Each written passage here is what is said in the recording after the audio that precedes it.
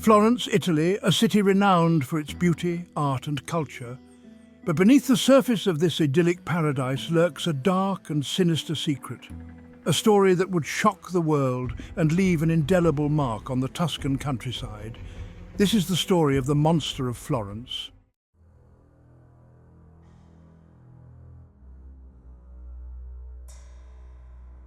August 1968. The Tuscan sun beat down on a secluded vineyard just outside Florence. Inside a parked car, a horrifying discovery awaited. Two lifeless bodies, riddled with bullets, lay intertwined in a final embrace. The victims, a young couple, brutally murdered, their killer nowhere to be found.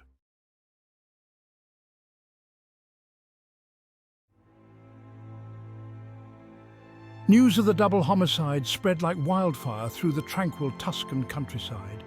Fear and uncertainty gripped the hearts of the locals. Who was this ruthless killer, and why had they chosen to unleash their terror in this idyllic paradise?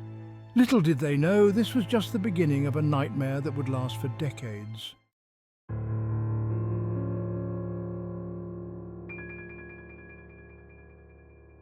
Years passed. The brutal double murder in the vineyard faded into memory. Life in Florence, for the most part, returned to its usual rhythm. But the Monster of Florence was far from finished.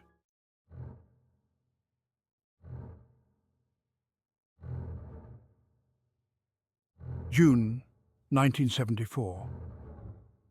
Another young couple found murdered. This time, in the back seat of their car, parked near a secluded olive grove. The modus operandi was eerily familiar. The killer's calling card, the same brutal efficiency.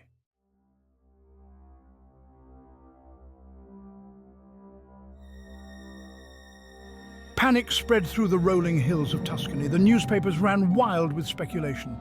Was this a copycat killer, or had the monster returned? The beautiful city of Florence now held its breath.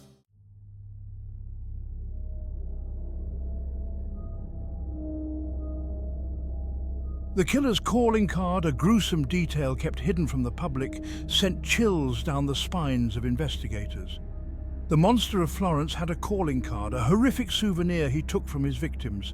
Each victim, female, was found with their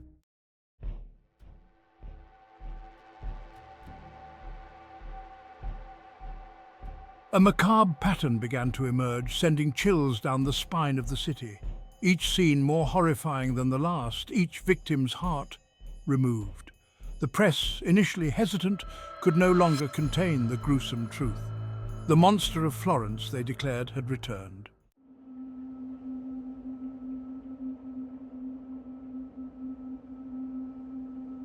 Summer 1981. The monster struck again and again.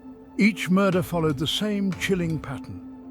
Young couples parked in secluded lovers' lanes became his prey.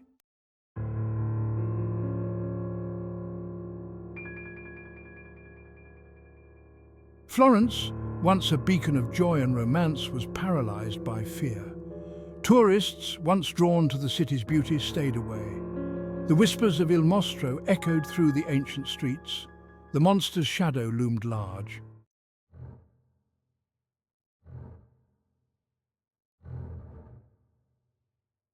Section 4. The Hunt Intensifies. The Italian authorities, under immense pressure, assembled a task force. The quest to unmask the Monster of Florence became a national obsession. Every lead, every clue scrutinized. But the monster, a phantom in the night, remained elusive. The body count, however, continued to rise. The hunt had just begun.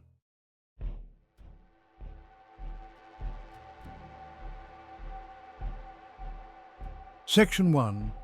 The Sordid Trail. Years passed, each marked by another gruesome murder. The Monster of Florence, it seemed, knew the Tuscan countryside like the back of his hand. The investigation, sprawling and complex, delved into the darkest corners of Florentine society. They followed a sordid trail of sexual deviancy, occult rituals and organized crime.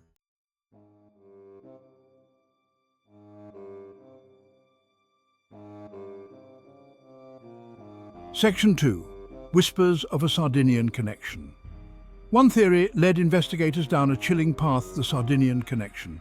Whispers of a group of Sardinian men linked to previous murders began to surface.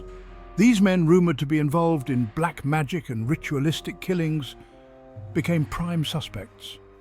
Could these whispers hold the key to unlocking the mystery of the Monster of Florence?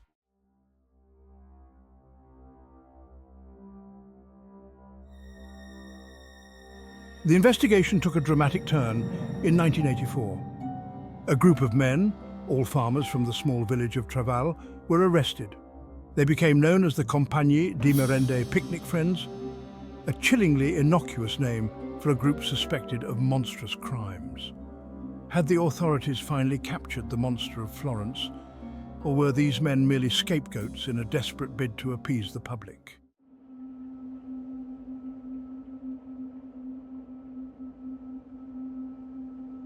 Among the accused, one name stood out: Pietro Pacciani. A farmer with a history of violence, Pacciani quickly became the prime suspect. Evidence against him seemed compelling: witness testimonies, circumstantial links, and a psychological profile that painted him as a sexually repressed sadist. Was Pietro Pacciani the Monster of Florence, the embodiment of evil that had terrorized the Tuscan countryside for decades? Or was he just another victim in a case riddled with false leads, dead ends, and unanswered questions?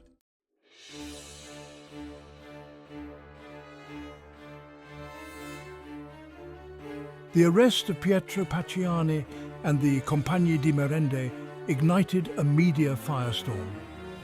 News crews from across the globe descended upon Florence, eager to report on the latest developments in this captivating case.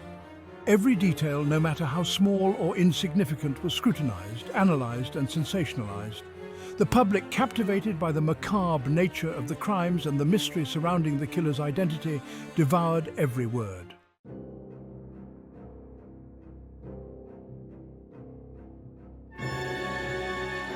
Section 2.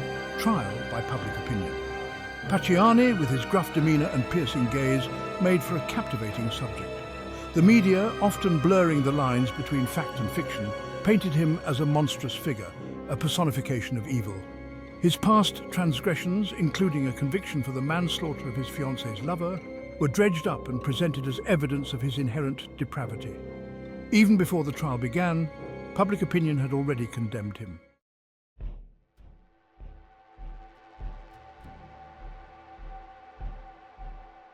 Section 3. A city divided.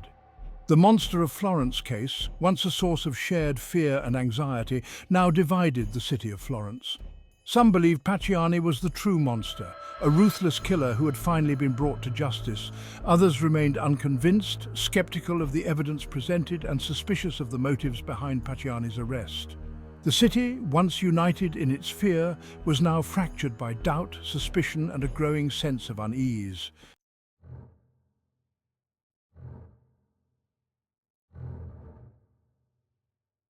Section 4. The Monster's Grip. The trial of Pietro Pacciani, which began in 1994, was a media spectacle unlike any other. The courtroom was a battleground, not just for the legal teams, but for the press and the public as well.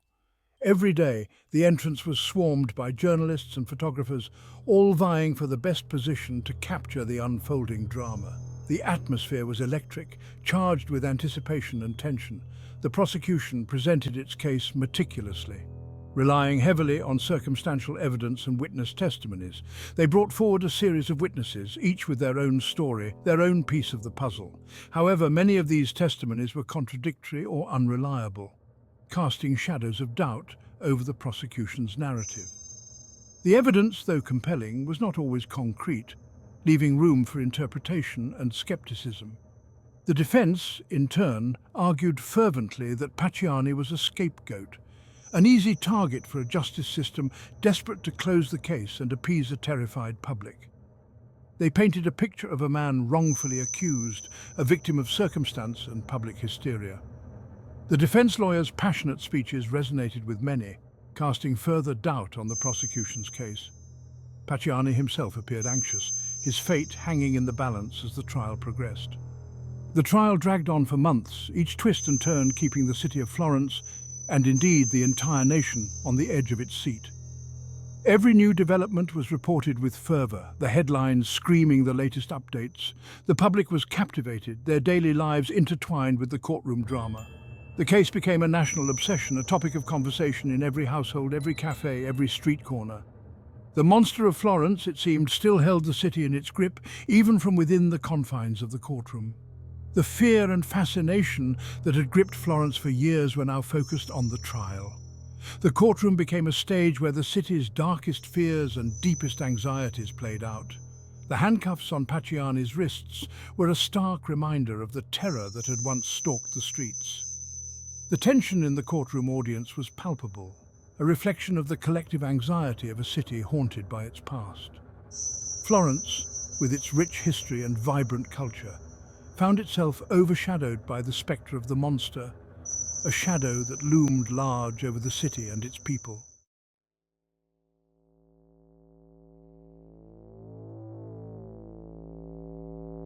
November 1994. After months of speculation, conflicting evidence and dramatic courtroom showdowns, the jury reached its verdict. Pietro Pacciani, the farmer with the piercing gaze, was found guilty. He was sentenced to life in prison for the murders of 14 people. But the victory felt hollow, the satisfaction tainted by lingering doubts.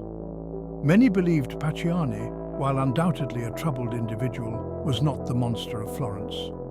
The true killer, they argued, remained at large.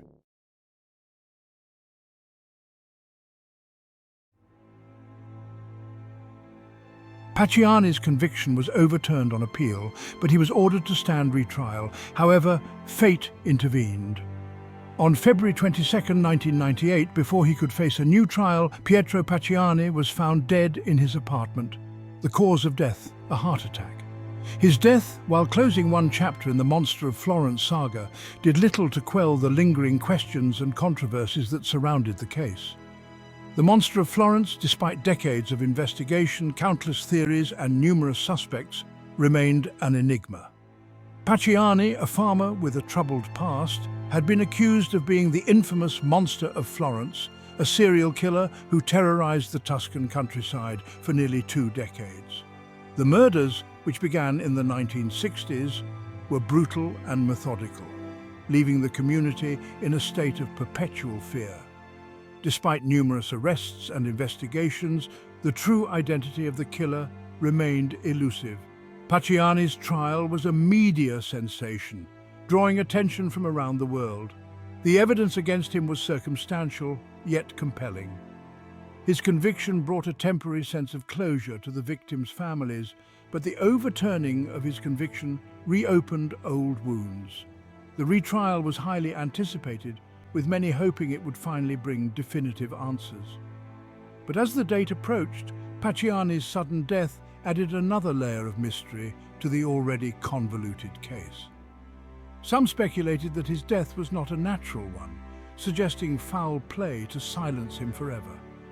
However, the official cause of death was ruled as a heart attack, leaving many questions unanswered. Pacciani's funeral was a somber affair, attended by few, and marked the end of a controversial chapter in the Monster of Florence saga. Yet the case remains one of Italy's most infamous unsolved mysteries, with theories and speculations continuing to this day.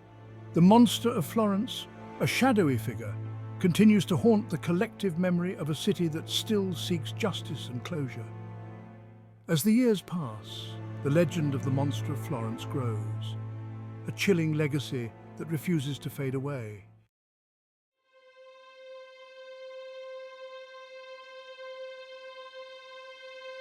The Monster of Florence case, with its mix of gruesome murders, sexual deviancy and occult overtones, has long been a source of fascination and horror.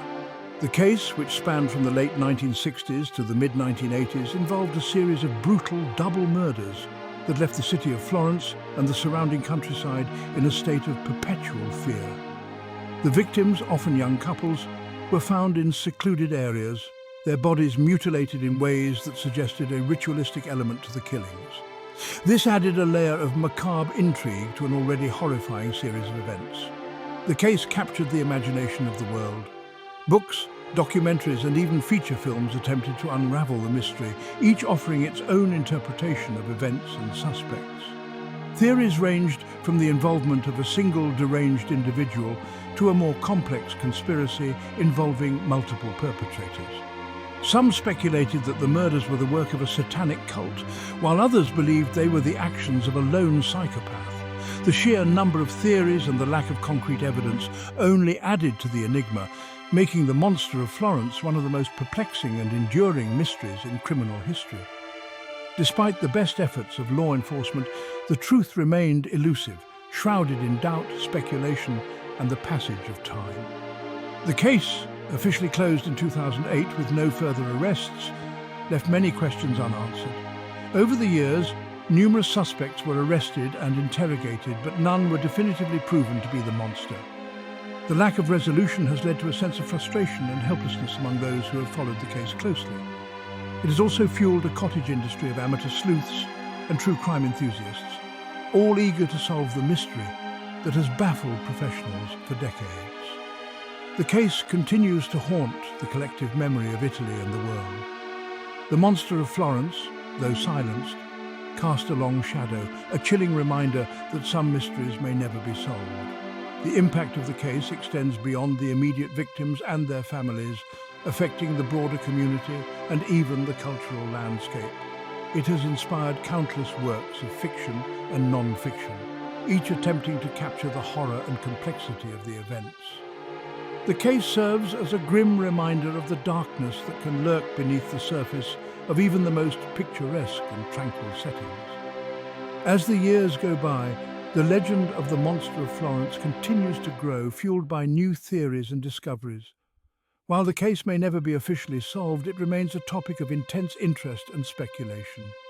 The monster's shadow looms large, a testament to the enduring power of mystery and the human fascination with the unknown. In the end, the Monster of Florence is not just a story of murder and mayhem, but a reflection of our deepest fears and the lengths we will go to understand the inexplicable. The case may be closed, but the questions it raises will likely never be fully answered, leaving us to ponder the true nature of the evil that once stalked the streets of Florence.